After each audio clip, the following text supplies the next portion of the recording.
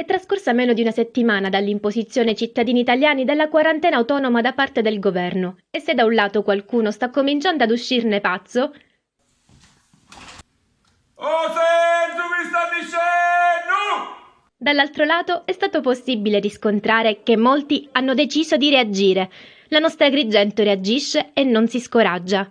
Tra gruppi di preghiera, musica, balletti, i balconi delle abitazioni di tanti quartieri, dal centro storico a Fontanelle a San Leone, sono ora più che mai vivaci, rompendo per qualche minuto quel silenzio assordante. Un moto cominciato ieri che non intende arrestarsi.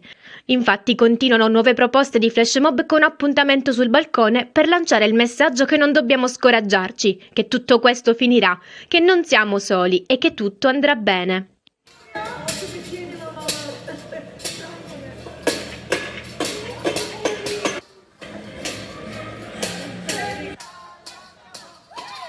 Ave o Maria, piena di grazia, il Signore è con te.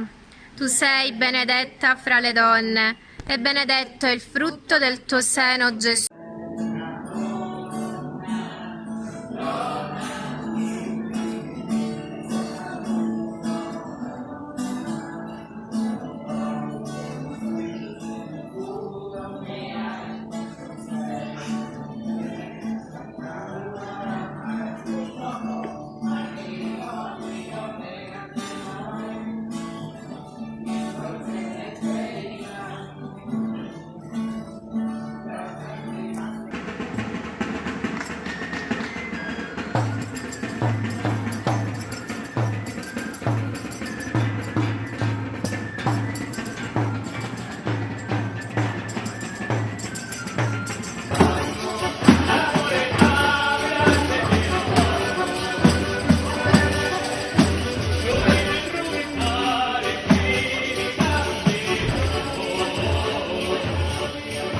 Allora, ti presenti. Mi raccomando.